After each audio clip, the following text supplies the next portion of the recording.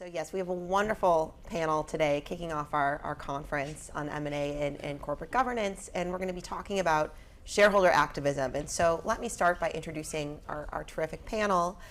First, we have Sean Donahue, who's a partner at Paul Hastings, where he serves as the chair of the Public Company Advisory Practice and a co-chair of the Shareholder Activism and Takeover Defense Practice.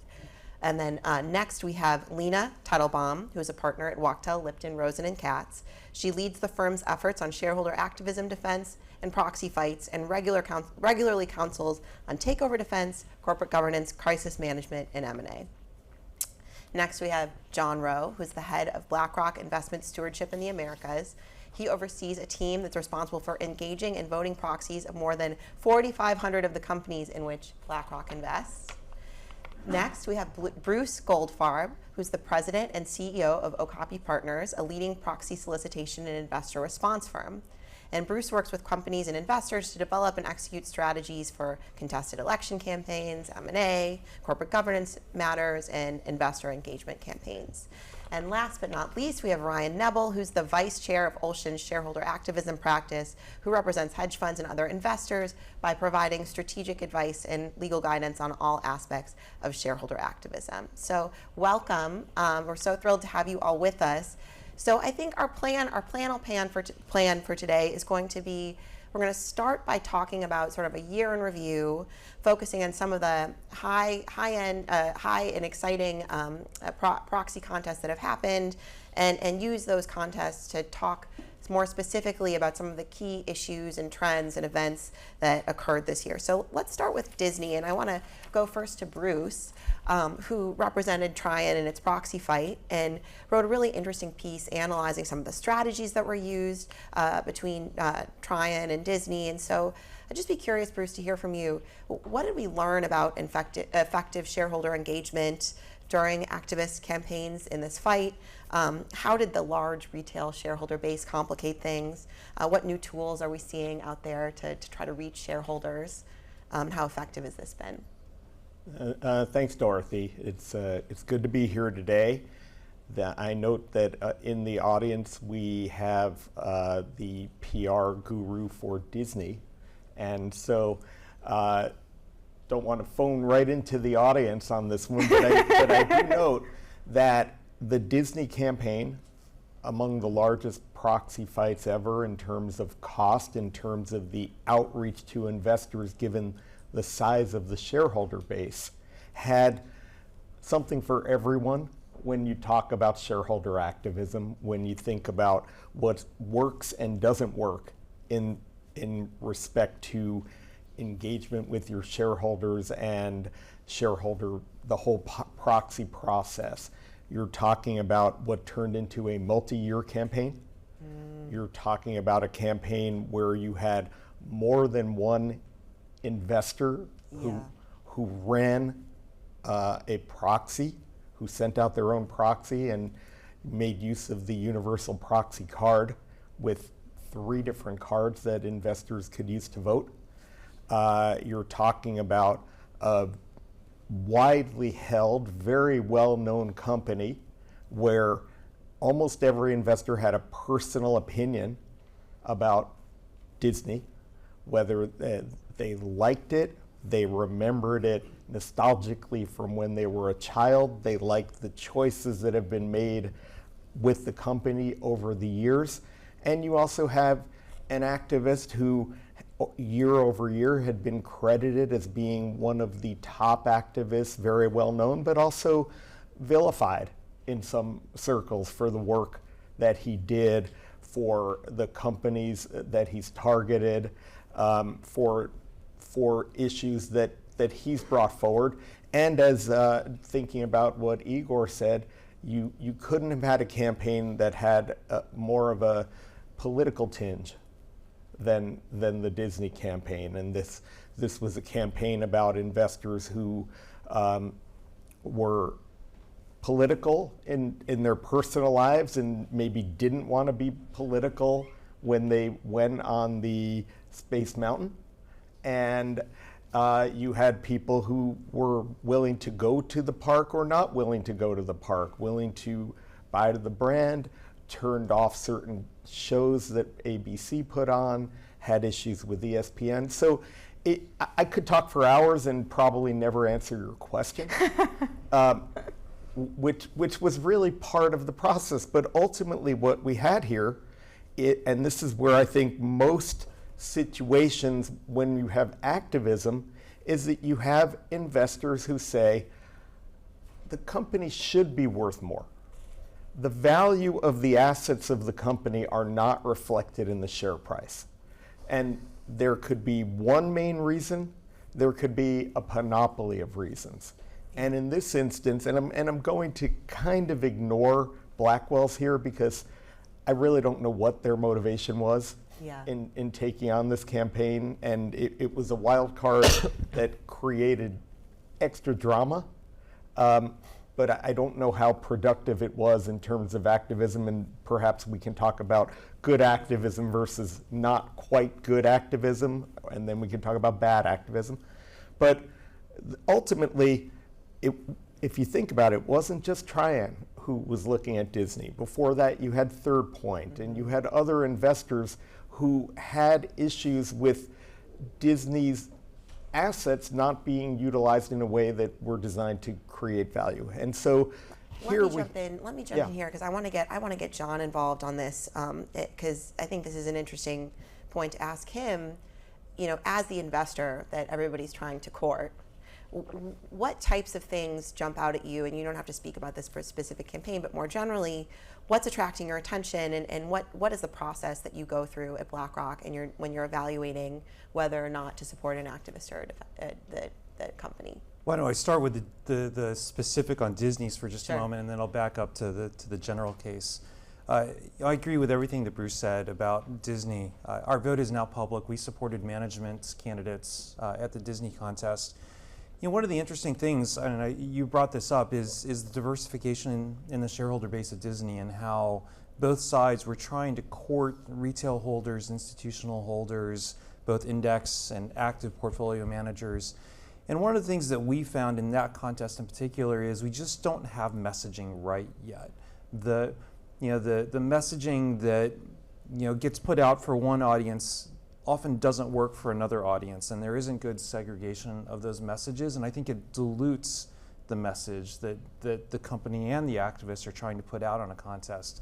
And it really makes investors work harder to try to get to what the case actually is. On the Disney case in specific, we stopped counting after we got to 100 hours of analysis on our team. Mm-hmm. And 100 hours doesn't sound like a lot, particularly to the advisors who are working on these things day and night trying to build their client's case. But for an investor who has very limited resources, who's managing thousands and thousands and thousands of meetings a year, to spend 100 hours, and it's actually well in excess of that, on a single meeting is a huge investment for us. And John, would you say if it's too difficult to understand the message, is your instinct to just go with management, like if it even feels sort of even between the two sides?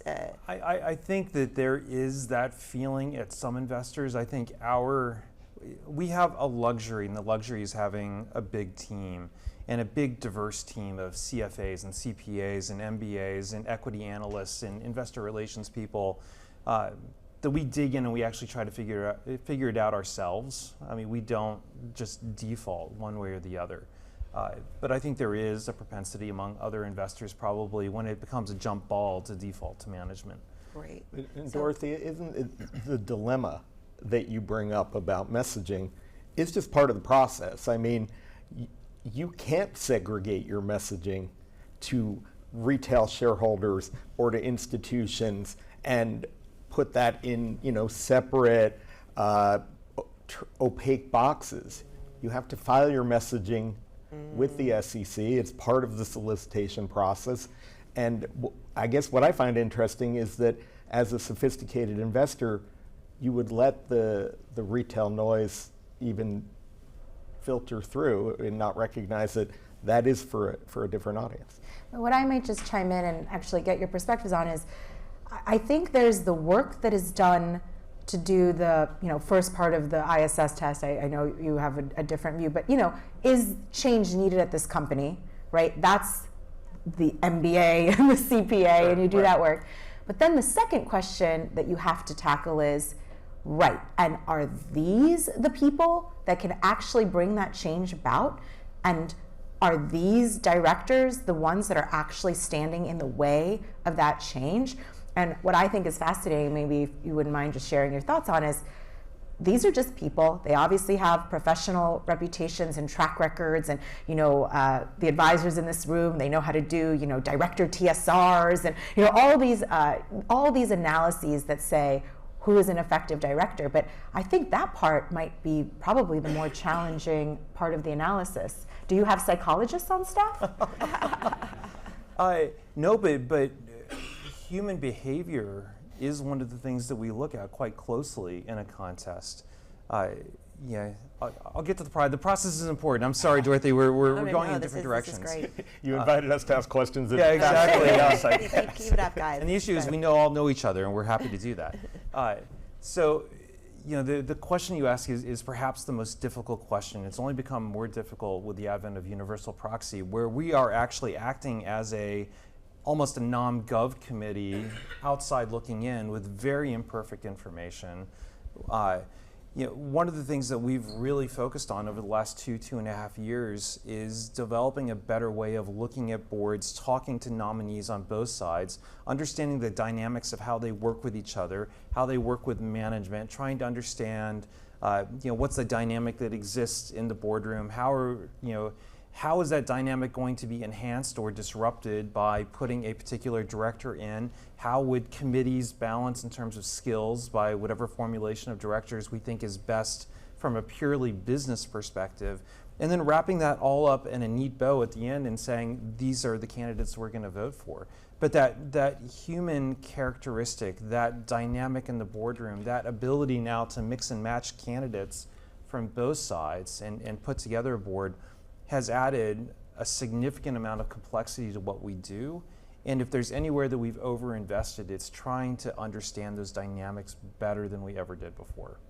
Maybe let me weigh in just a second on what John's saying is I see a couple themes, from the comments that are made. One is the multi-year activism campaign. I think the last 3 or 4 years we've seen a ton of that. And as somebody who spends 100% of their time on the defense side, historically, in either short slate contest or a contest where you have a classified board, our whole goal was to just keep the directors off the board, the activist directors off the board that year, and to a certain extent, sometimes by any means necessary from a strategy. I think the strategy has changed, knowing that the activists may come back the following year, or the following year, or it may shine a flashlight on that company and you may have a different activist come in the next year. So I think it has changed the defense tactics a little bit on that front. I think universal proxy, one of the biggest things I've seen is ISS and Glass Lewis willing now to issue more what we call split ticket recommendations, where they say go for one of the dissidents or two of the company or vice versa. I think my opinion is that historically they didn't give a lot of split ticket recommendations because they were almost impossible to execute because you could only vote on one card. And so we've had control fights in the past in pre-universal proxy where they recommend a split ticket recommendation, but it's so hard for the institutions to execute because they had to take out a legal proxy and whatnot. So I do think not only the investors, but ISS and Glass are somewhat forced in a certain way to act like a nom-gov committee and pick and choose a little bit. But I think that's been a dynamic that's changed. And I guess the last thing I'll say, Dorothy, is when you do what we call a vote projection, when you have Bruce or somebody come in effectively and say, look, here's your shareholder base. If ISS and Glass went this way and these investors went this way, here's kind of what the vote would look like. It's changed that dynamic because when you look at corporate boards, there's often at least 1 or 2 directors that would likely be vulnerable in a contest. And so when you're looking under the old system, you may say, all right, but they're going to run 3 and I think I can get them to vote on my card. Now you say under universal proxy, you might lose 1 or 2, and I think that's why you've seen perhaps more settlements. And even though companies have done great at the ballot box this year, that's perhaps because the ones that didn't have a great hand settled more quickly, and the ones that had a decent hand decided to take it all the way to a vote. Let's stay on universal proxy for a second, because this was a big year for universal proxy. We saw a lot of firsts, including the sort of dueling proxy fight between Tryon and Blackwell's at Disney that Bruce referenced. I think this is the first time this was a multi-party proxy fight under universal proxy. We also saw the first control contest go to a vote under universal proxy rules with Norfolk Southern. And I'm wondering what lessons we can learn from that. And Sean, maybe you want to start us off there, and then we can turn to Ryan and others. Sure. Look, I think it's only one case in Norfolk to look at, but ISS recommends for 5, Glass recommends for 6. You have a control fight. We all said, or at least I said multiple times pre-universal proxy going into effect, that it would be beneficial to activists in a short slate contest, and a control fight would benefit the company because it's hard to sweep out the whole board. And the fact that in that contest, with all the recommendations, with all the issues Norfolk had, that there's only 3 seats rendered, I think does show that it's hard for an activist to win control in a control proxy fight. I also think that the other interesting trend, I think that it hasn't gotten a lot of coverage, is the power of universal proxy in a vote no campaign. Because now in a vote no campaign, you can now target the specific directors on the card. The fact that you can put on the card, the activist can put on the card, vote against these 3 people, name them by name, and also in addition to that, add these, what people are calling either non-14A proposals or business proposals to that campaign. I think that universal proxy, what you may see is an increase in what we call zero slate contests, where there's actually no nominees. And I think we've only seen 2 vote no campaigns under universal proxy. Now we've seen 2 campaigns where there's not even a vote no. It's just a straight business proposal campaign in both News Corp and Warrior Met Coal. So I think you're going to see, when I project out to 25, I think people are going to be nervous to run a control fight, to your question on Norfolk. But I think you may see more contests, the use of universal proxy, where there's actually not any nominees, and either there's a lot of business proposals, a solicitation against particular directors, or my prediction is a blending of both, where an activist says, I'm going to make these 4 or 5 governance proposals, and also you should vote against these 2 or 3 directors who have overseen terrible corporate governance at the company, and I'm going to have the privilege and honor to defend that company, or a company that is getting attacked in that manner, because I think that's the next wave under universal proxy. Ryan, how has universal proxy changed what you do? Sure. So, I think Sean touched on it in his response to the prior question, is that, it has spurred a lot of early stage settlements. The most vulnerable companies, with their 1 or 2 directors that they know would lose in a landslide if it went to a vote, they've been very eager to come to the table early to settle. So it's really a question of what the activist is seeking. If it's 1 or 2 seats, I think that there's probably an appetite on both sides to get a settlement done rather quickly. If part of your campaign is CEO succession planning, there's a target on the CEO or chairman's back, then you're not likely to have that early stage settlement. And that also leads me into the point that I don't think that control fights are dead, because Gildan, Browning West succeeded resoundingly. So I think it's really a product of facts and circumstances, and what the shareholder base is telling you, with whether or not you will have support for it. But I do agree that on the fringes, a control fight is more difficult. You might have been able to back in to a victory in the control fight on a 2-card system, because if you got the recommendations from ISS and Glass Lewis, even if it's for 5 of your 8 candidates, that means if people are following that recommendation, they couldn't vote on the company's card without taking out a legal proxy, which many investors are not going to do. Can I just chime in on something Ryan said? And I think it's really interesting. Right? So one of what Ryan said is, well, there's always 1 or 2 directors that the company just knows are going to lose. And you have to say, okay, well, why does Ryan think that? And well, it's because there are certain, I'm going to challenge the rightness of this. It is true that many boards have long tenured directors. And it is true that when John is in his seat trying to understand board dynamics, why is there this idea that this board isn't executing if it's such an obvious and good idea? What's going on in that boardroom? And so you have to use these like rough measures of, tenure, maybe age, maybe the brain isn't working as well, and for all the esteem, I see you would all disagree with, right? You agree with me. Your age, you're thinking brilliantly. So many older professors, so many older judges, right? Like it's, I think, so crude that this is what we've kind of resorted to, and I think it's very convenient for activists to target long tenured, because then what happens? Let's say those are the directors that get replaced.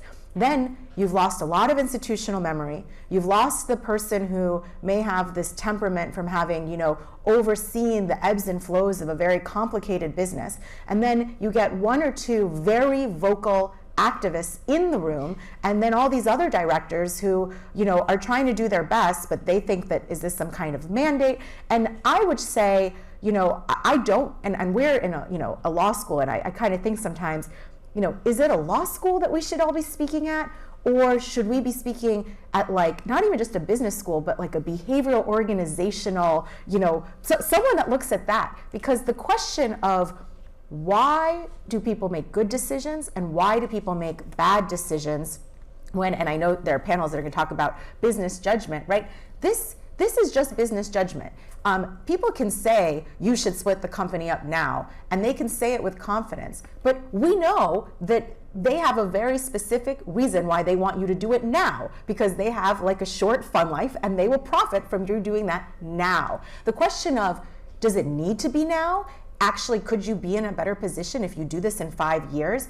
And I think that because these business judgments are often, they could both be right, and you're asking these directors to, who are trying to act in the best interests, and then you're saying, well, they're making bad decisions, and it's probably because of these crude factors. So let's target these two people based on these crude factors. I just think there's such an inelegance, and I do wish that there was more research done as to when you get rid of long tenure directors, what happens to that company? So, the professors in the room. Okay, well, give Ryan a second. We don't reduce it to just age and tenure. It's about performance, too. If someone's on the board for 20 years and the company's performing great, they're not going to be targeted. If the company's TSR is down 90% during their tenure and they've been on there for 20 years, why are they still there? If they've overseen immense value destruction, I don't know how you could justify their continued service and institutional knowledge that's not working.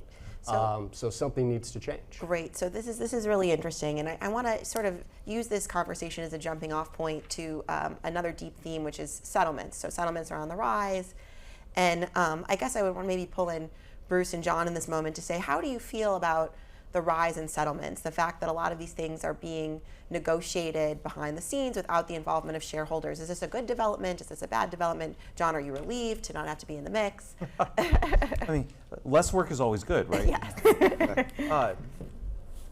Settlements are an interesting situation. We've seen the settlement rates swing pretty violently over the past several years.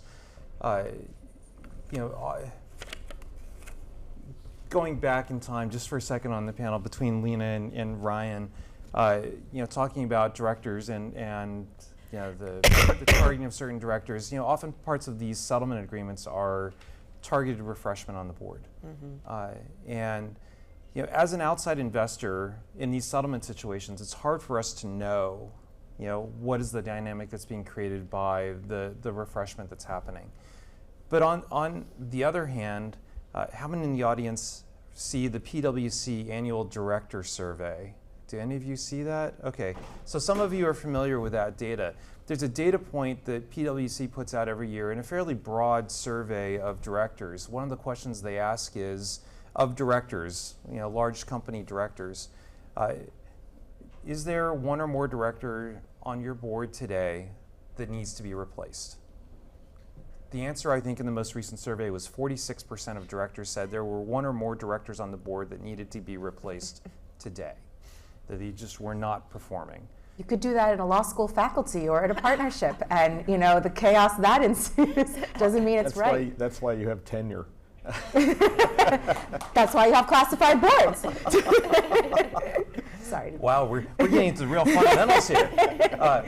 But you're looking at at data points like that, which you have to take with a grain of salt. But at the same time, we know that there are underperforming boards, there are underperforming directors out there. The settlement question, it's hard to know company by company if it's good or it's bad. I think broadly speaking, activism, the act of an activist getting involved in a company, regardless if it ends up in a settlement, in a victory for the activist, in a defeat for the activist, just raising the profile of the company, raising the awareness of particular issues that may be happening at the company, that's been value accretive for our clients over the years. Getting into the specifics of, is the settlement good or bad? It's hard to know. Are settlements good or bad? That's a case-by-case thing. Are activists bringing cases generally helpful to value over time? Broadly speaking, yes. Case by case, up in the air. I'll let well, no, I mean, Lena, jump in, please, and then we'll see if Bruce has anything to add. Yes, such a confident yes. I think so. I want to link it because sometimes I've been doing a lot of thinking about, is activism actually a catalyst, or is it a prediction game that's happening because the tools have become much more sophisticated? And now you have tools where I'm sure Ryan's clients, or maybe you could give me a primer on how to do it. You open up one of these data sets, you say, I would like to see an underperforming company. By definition, it's like the opposite of Lake Wobegon, right? Like there's always 50% of a sector is underperforming. And then let's throw in some long tenure directors, let's throw in some cash on the balance sheet, let's throw in some negative analyst reports, let's throw, and you basically get like enter a return, and now you have these companies and everyone's identified them. And you have to say, is it that the activist has shown up and it's catalyzed the change? Or is it that these companies also understand how and where they're positioned? They're agonizing over it, and they're thinking, what can we do? And they hire, like Zach at Evercore, right? And they are doing, and they're talking to you in their engagement, and you're giving them this feedback. And so they're already churning and trying. Now, are they doing it with the speed that it sometimes happens when the activist shows up? I will acknowledge there's some acceleration. The question of whether it might have been better to not accelerate, I don't think you can so confidently answer as yes. And what I really think has started to happen, I think many of the people in this room, we are part of this infrastructure, is now boards think like an activist, right? Activism preparedness means do that work on yourself, do what you can so that you're already ready to go if the activist shows up. That's why the settlements have become so easy, because we say, oh, you want us to do that? We were going to do that in October. We'll just do it now in August. But is that analysis and that kind of putting, I frankly will say, more short-term thinking into the boardroom as a matter of preparedness and all? I actually deeply worry that this is swung so in the direction of companies know what to do to settle an activist situation or prevent one, and they're doing it proactively because they're so well advised. But what that has done for long-term shareholder value, I don't personally think is so, and there are academics in this room who can tell us what they found. Ryan and Bruce, do you want to jump in on this? I do. And partly because I think some of Lena's process is shaped by working solely for companies. And we don't work solely for companies. We work for investors. We're well known for the work we do for investors, but we represent year over year over 150 companies and help those companies understand who their shareholders are, how those shareholders think and behave. We have a stock surveillance group, and that group is able to let our clients know. You may have a bunch of shareholders that are going to be thinking differently about your long-term prospects, about your short-term decisions. And when those shareholders come, we actually sometimes help companies avoid proxy fights by letting them know who their shareholders are and how to articulate your message with different investors.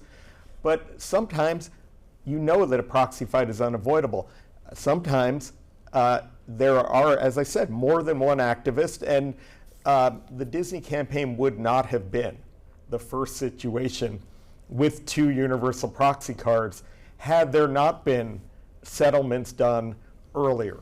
And part of that says, let's take a look at our current board on the management side. Let's also take a look at the prospective nominees from the activist side. And a good board will evaluate all of the skills around the table and say, maybe we do need change. Maybe there is a way to get to value that some of the board members sitting around the table wanted to articulate, but the dynamics in the current room said they couldn't. And I'm not going to say it's always because there's a long tenured member, because sometimes it can just be the dynamic of a personality who's come in with less tenure. It could be a variety of factors. We help our clients evaluate everybody sitting at the table in terms of how investors are going to respond to that board member. Sometimes, along with PR firm and an investment bank, evaluating how the director is going to be a candidate.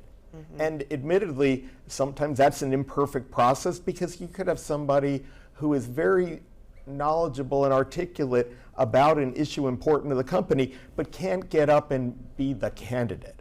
And so there is that dynamic of what's needed. It's not always going to be long tenure, and ultimately sometimes nobody wants to go to a vote.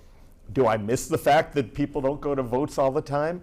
Yes and no. I mean, if I said I am a proxy solicitor, sure, I miss the fact that people don't go to vote. But because our business is really about investor response, and sometimes it's better for the company, it certainly can be better for everybody to get some of these issues resolved quickly or more quickly. I don't know what the long run is on some of these issues, but you can tank your company, you can tank your brand with a bad decision just as easily as you can claim that maybe we acted too rashly 5 years from now, we would be better off. There's an awful lot of consumer brands that existed 5 years ago that don't exist today, and those may not have been at companies who went through M&A or a proxy fight. So the one point that I just want to respond to is that, whether or not activists are a catalyst for the change, or if they just, flew under a lucky star that the company was doing everything in the background on its own, I guess I would say to those companies they should probably communicate what they're doing to investors and to the market. So you may have some credibility with a point like that, and they can say, oh, we were doing all these things. But talk is cheap, action's needed. So I guess an activist isn't going to push an issue necessarily if the company is doing everything that the investor base recognizes as change that needs to have happen.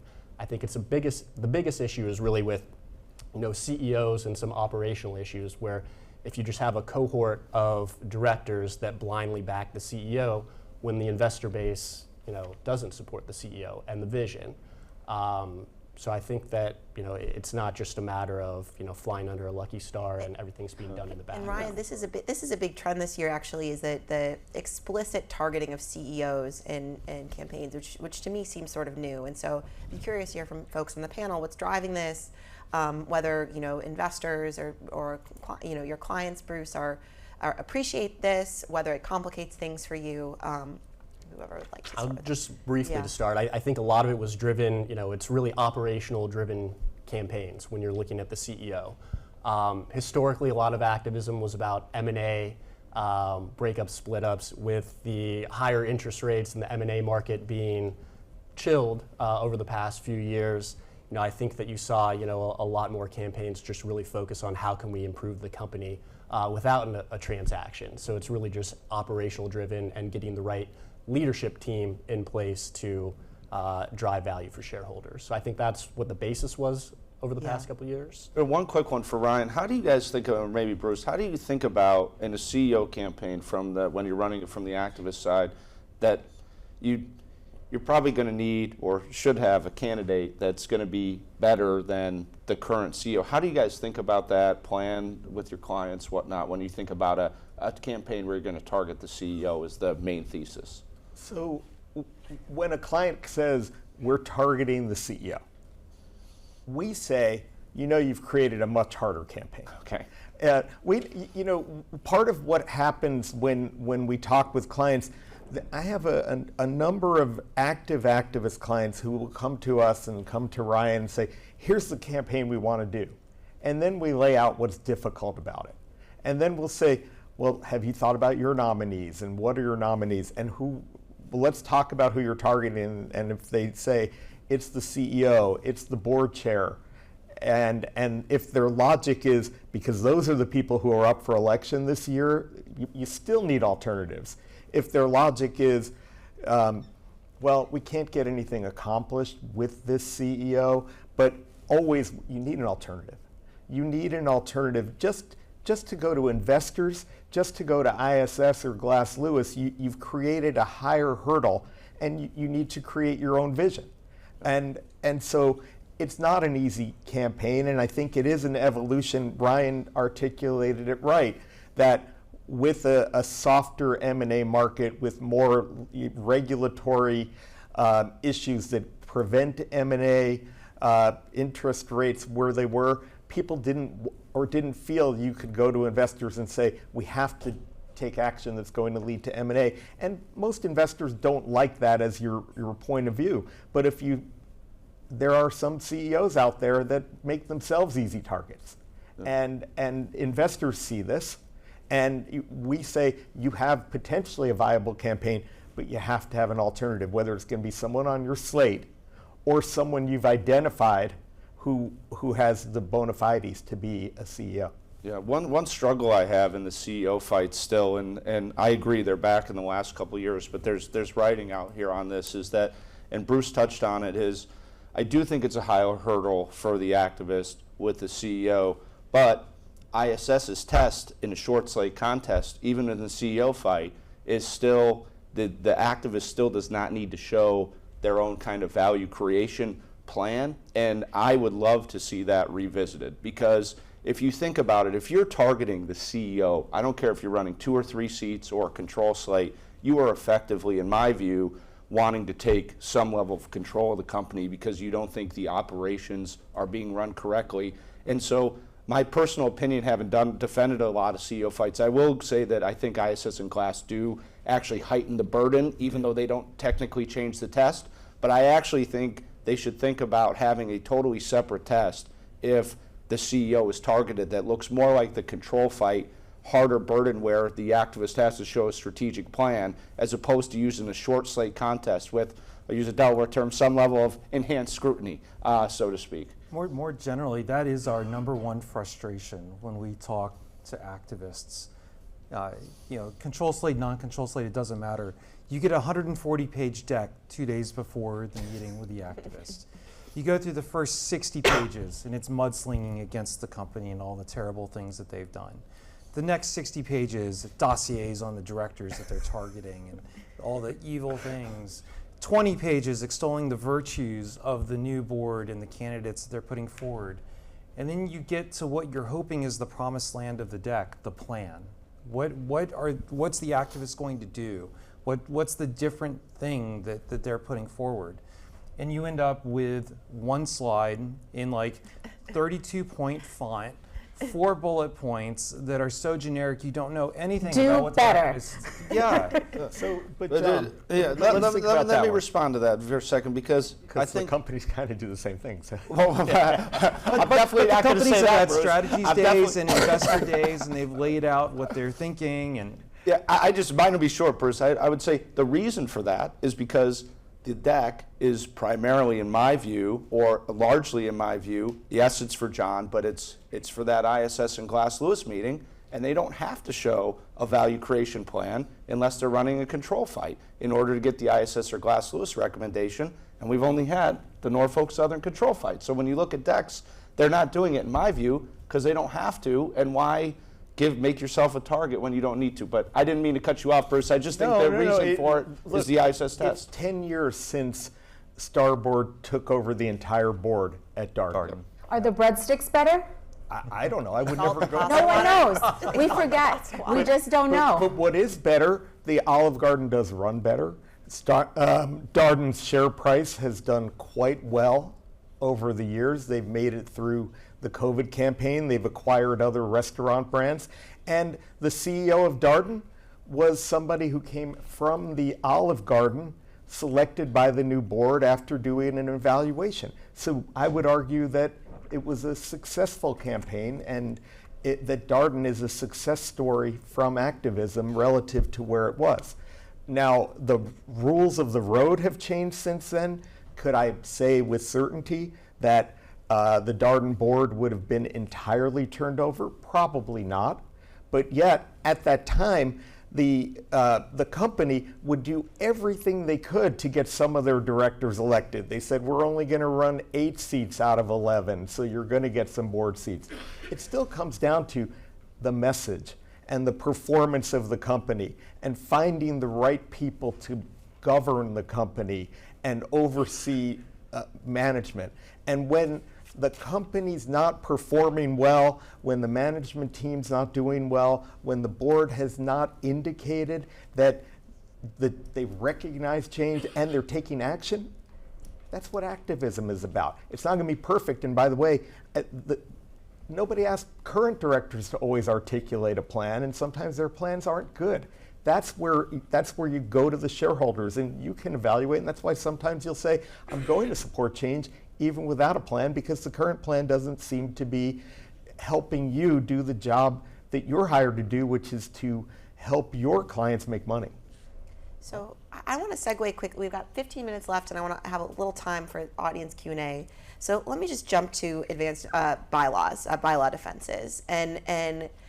Well, hold on. Why does it have to be bylaw defenses? Can't it just be advance notice bylaws that are reasonably put in to give, so that the company can make informed recommendation to shareholders on whether to nominate, recommend these candidates? Well, Sean, given that you've started with this beautiful explanation, I'd be curious, Lena and Sean, to hear what do you guys put in your bylaws? What are you advising your clients to do? And then I'd like to hear from Ryan, what are you seeing out there in the world, and how is this affecting what you do on a day-to-day basis? Yeah. So I mean, look, I think every public 2/3 of the S&P 500 have put in changes post universal proxy in their advance notice bylaws to deal with Rule 14A19. I think those are table stakes. I think they're good changes. I think they need to be in there. And in the defense bar, we have all used that as an opportunity to put in what I would call our 3rd generation advance notice bylaws, where we now, for example, and we've been doing this for a while, but we have added asking for a D&O questionnaire as just a common example, include an over-nomination provision. I think that our bylaws are middle of the road, the ones that we put in. I think they have a lot of informational and procedural requirements, but they're not meant to have any things that are gotchas. I think it comes down to, Dorothy, how you apply the bylaws. And do you look for foot faults and try to reject the notice? And I'm looking at Ryan, because Ryan and I actually surprisingly agree on kind of the application of advance notice bylaws, or me and his firm do, which would be surprising. But I think that on the defense bar, looking for just pure foot faults in order to reject the notice is a little bit of an overreach. I think if the activist, the last advance notice I pushed back on, we had a situation where the activist didn't disclose that one of the nominees had committed a crime. And so we asked and said, hey, we found that you had a DUI in New Jersey, and why didn't you say that you were convicted of either a misdemeanor or a felony? And they said, well, that's because under the law in New Jersey, a DUI is actually not a crime. And so we took that and said, fine, that's fine. But that's the kind of thing I think that is okay to push back on. I think the other interesting development in advance notice bylaws, and then I'm curious to hear what Lena says, is these shareholder proposals under 14A8 that are now by McRitchie and others, that are asking for a right to cure.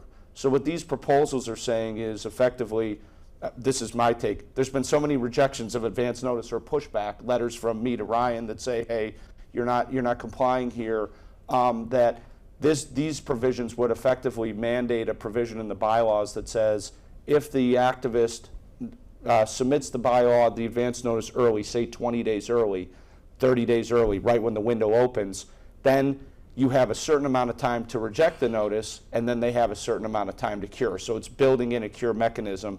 I'm sure not going to voluntarily put that in my advance notice bylaws, but there are companies that have now adopted that in light of the 14A proposal, and it's meant to get at what I would call is overreaches by some people in actually the application of the advance notice bylaws rather than the provisions themselves. What I would add to that is, look, I'm a lawyer. I would love it if there were still like solid legal tactics that could like really make a difference. Wouldn't that be nice for my legal training to have any effect on my job at all? But the reality is the entire activism landscape has completely changed, where I can count on like one hand how many situations I've been involved in that get to the advanced notice nomination stage, right? Because when you have a world where the activist is showing up the day after your annual meeting, you're like 364 days out from the next meeting, and they leak it to the Wall Street Journal and they say, oh, we'd like to have some conversations about your strategy. And then there's just this like looming latent threat, and there's some recommendations for your board, and maybe you had some refreshment planned anyway. So my honest view on this conversation is that it's almost like the activists have won this propaganda point by putting out this notion that all these entrenched companies and I get it, there's Delaware case law where you could find 1 or 2 examples where a company has abused this. I don't believe companies are abusing it. If companies were abusing this mechanism, you wouldn't have the most elevated states of activism we've had like in history, right? Like activism is happening, companies are actually being very reasonable, and I don't want to give this more airtime because I think it's an activist propaganda point. I think we gotta let Ryan. We gotta let Ryan. You gotta let Ryan. He's dying over. I think that's a bold and inaccurate proclamation. It is a problem, and I think that there's some high-profile examples of it being a problem. But the issue is when it's not about information gathering, as you alluded to at the beginning, when it's entrenchment. And when companies are just, and it's about entrenchment in a couple ways. One, trying to invalidate notices over technicalities and extraneous information that has no bearing on a reasonable voter's decision, but also just driving up the barriers to nominate by the cost. A nomination notice 5-10 years ago could have been 10 pages, $20,000. Now you'll have 200, 400, 600 page nomination notices. When you factor in some which of is these how many questionnaires. $1,000? No, just kidding. No, exactly. And that's a problem, obviously, for the well-funded activists. It's not, but when you have, I think that the biggest issue, like Massimo was exposed with some of the advance notice provisions that adopted, it reversed them, and everyone was aware of that because they were, publicly disclosed in their bylaws. Now, what we're seeing, not saying that Sean or Lena have done this, is that companies, at the behest of certain advisors, are putting those same problematic provisions in their questionnaires that no one has the opportunity to view until you actually request the questionnaire. So unless you're having the dissident candidates complete the same questionnaire or a very similar one as the company's own candidates, I think that it's ripe for abuse. And it seems like some of it might be trying to drum up business for the advisors themselves, where they're asking about any company you may target in the next 12 months. Yeah. How is that, relevant to? Sean, you want to jump in? I do, because like I said, surprisingly, I actually agree with Ryan more so than one would think, or his firm on certain issues. On the D&O questionnaire, I am on record saying this before, and I'll say it again. I do think we should be sending the same or very similar questionnaire to your nominees than we're using for the company. If we don't like the question, now, on peacetime, I may add some additional questions that I want to get from Ryan if I'm ever in an activism campaign, so that I can say I gave you the same questionnaire.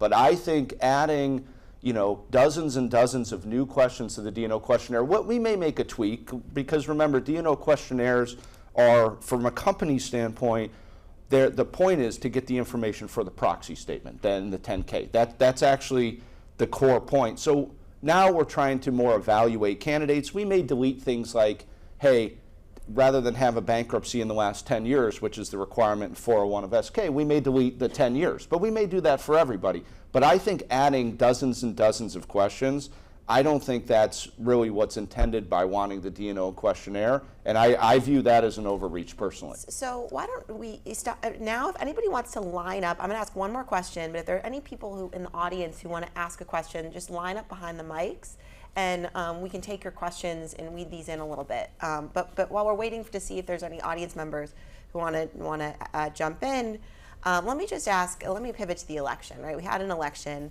I've read some stuff saying this was going to be a really big and important moment for. It's going to supercharge M&A activism. Yesterday in the Activist Investor, there was a post that said the election means nothing for shareholder activism. It's not going to change anything. So I'd be curious to hear you guys. What are you predicting for the future, the next year, the Trump administration? How is it going to affect what you do? Let me go first, and I'll be quick. The 60% of activism still occurs. High impact campaigns still occur at companies at $1 billion market cap or less, and I probably do more of it at that market cap than anybody. And I'm against Ryan 50% of the time, it seems like. But I can tell you it definitely impacts that level of activism, because the M&A market has changed, and we're going to see more M&A, and we're going to see back to the small cap thesis of this company's subscale, it should be sold, pursue strategic alternatives, and small cap activists love that thesis because it unlocks a premium. And I think I'm going to get a bunch of letters or public press releases that say this company XYZ should pursue strategic alternatives. So I think in the $2 billion market cap or less, I think you're going to see a massive swing and uptick in activism based on an M&A thesis. Anybody else want to jump in? Anybody disagree? No, I don't disagree. There's always going to be some level of activism. There are always underperforming companies. What will change with the change in administration are the arguments that you can make for potential value creation. Mm-hmm. That's right. Okay, great. And so, yes, from the audience. Hi. Very interesting conversation. I'd like to go back to one of the comments that Mr. Rowe made in regards to PCW survey. 46%. Yeah, come a little closer. We can't hear you. Oh dear. Going back to the PricewaterhouseCoopers survey, 46%, which you said to take with a grain of salt. I thought you'd be going up to 65 or 66%, not a third. What is striking about the asymmetry of this conversation to me is the focus on activism. What I've heard none of you say is that there is some sort of quantifiable or qualitative, publicly disclosed metric or discussion as to what value good directors and good governance plays for the organization.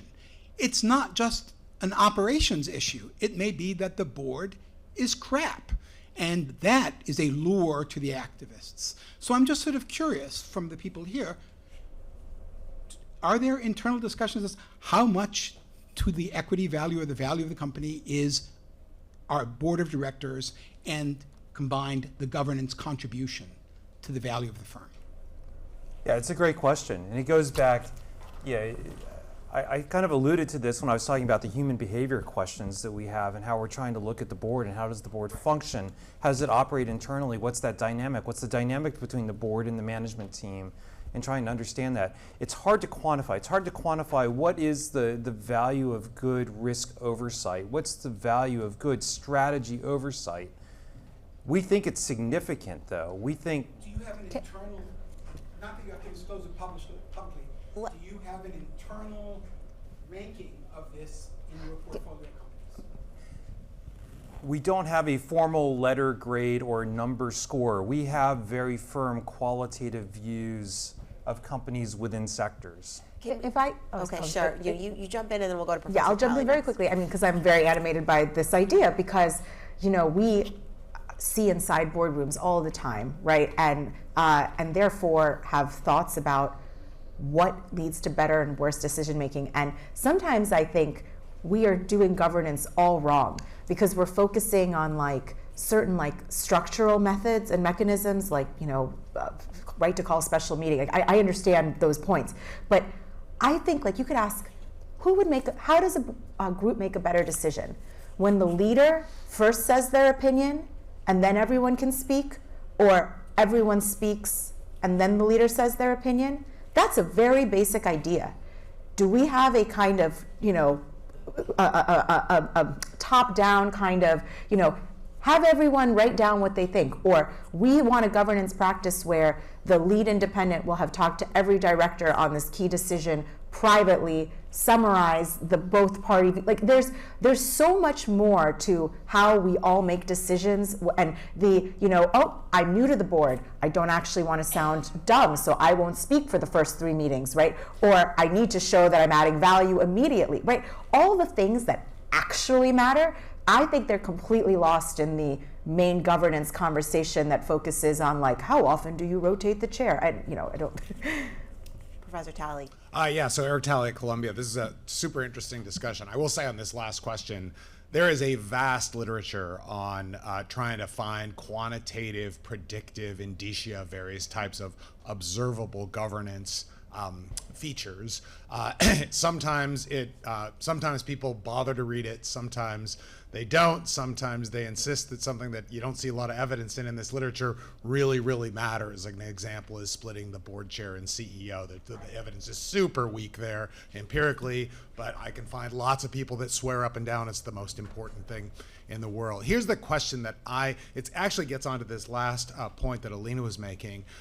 And it kind of goes back to John's statement that you spent 100 hours that you're never going to get back researching the Disney proxy fight. So in theory, it may well be the case that an activist and then incumbent board will issue their various slide decks, make their competing pitches, and those pitches are actually, they have a fair amount of factual content that should, at least if the conditions are right, do your work for you, or at least tell you what rocks to be looking under. There's another version of this I think is more like Alina was saying, is like, no, these are all pyrotechnic distractions that are essentially meant to be shiny balls to the pivotal voters. How do you know which type of situation you're looking at? Does it tend to look more like one or the other? Because if it looks like the first one, then why are you billing 100 hours on Disney? Yeah, it's a great question. So Southwest is now settled, so we can talk about Southwest. Southwest is a great case where the activists and the company were both putting together decks that had very factual cases, that had lots of data, graphs, charts. They used almost exactly the same metrics to measure how the company was doing, but not exactly the same metrics. And then digging into the differences in the metrics actually illustrated very clearly what was going on at the company.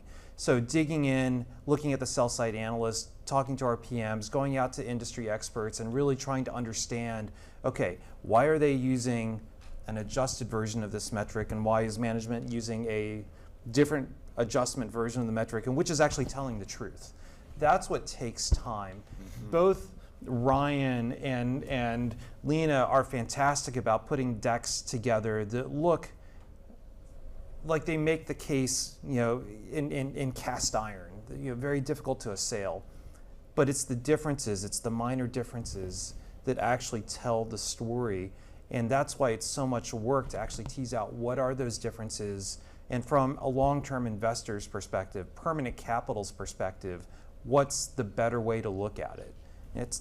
It takes a lot of time to do that. So we're about out of time, and I saw there was another question from the audience, so perhaps the panelists can check in with others during our break. But let's give a round of applause to this terrific panel. And So much fun.